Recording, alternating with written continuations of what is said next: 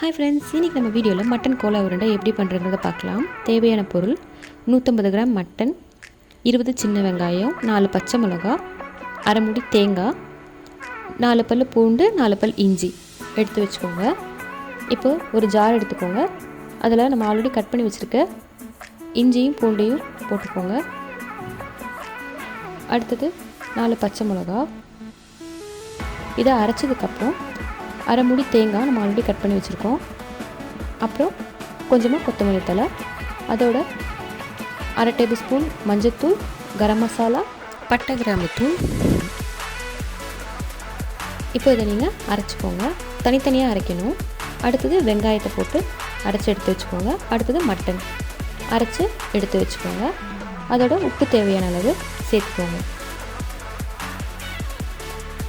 இப்போ நம்ம தனியாக எடுத்து வச்சிடலாம். உப்பு மிக்ஸ் பண்ணினதுக்கப்புறம்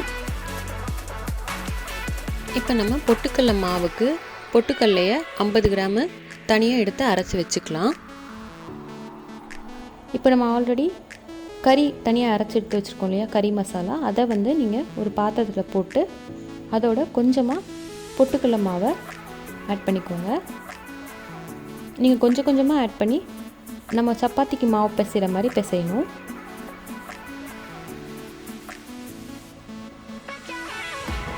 அப்போ தான் நமக்கு அந்த பதம் வரும்.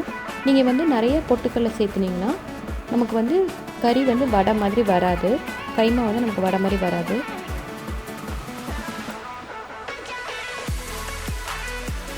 நல்லா பிசைஞ்சுக்கோங்க. கொஞ்சம் கொஞ்சமாக பொட்டுக்கடலை மாவு ஆட் பண்ணி பிசைஞ்சுக்கோங்க. நமக்கு பாத்திரத்தில் ஒட்டாத மாதிரி வரணும்.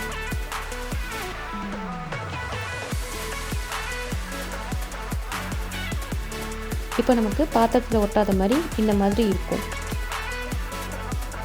பார்த்திங்கன்னா பாத்திரத்தில் நமக்கு ஒட்டலை. இந்த மாதிரி பதத்தில் நீங்கள் பிசைஞ்சுக்கோங்க. நான் இதை ரவுண்ட் ஷேப்பில் தட்டி வச்சுருக்கேன். உங்களுக்கு இந்த ஷேப் வேணுமோ அந்த மாதிரி நீங்கள் பண்ணிக்கலாம். எண்ணெய் நல்லா காஞ்சதுக்கப்புறம் நம்ம செஞ்சு வச்சுருக்க மட்டனை நீங்கள் இதில் போட்டு பொரித்து எடுத்துக்கோங்க. சிம்மில் வச்சு பொரிங்க. அப்போ தான் நமக்கு உடையாமல் வரும். அவ்வளோதாங்க, நமக்கு மட்டன் கோலா உருண்டை ரெடி ஆகிடுச்சு. இதை நீங்கள் எப்படி இருந்ததுங்க வீட்டில் செஞ்சு பார்த்துட்டு கமெண்ட் செக்ஷனில் கமெண்ட் பண்ணிடுங்க. நெக்ஸ்ட் வீடியோவில் இன்னொரு ரெசிபியோடு நான் உங்களை மீட் பண்ணுறேன். உங்களுக்கு வேறு ஏதாவது சஜஷன் இருந்தாலும் நீங்கள் கமெண்ட் செக்ஷனில் மறக்காமல் கமெண்ட் பண்ணுங்கள். லைக் பண்ணுங்கள், ஷேர் பண்ணுங்கள், சப்ஸ்கிரைப் பண்ணிடுங்க. பக்கத்தில் இருக்க பெல் ஐக்கானையும் ப்ரெஸ் பண்ணிடுங்க.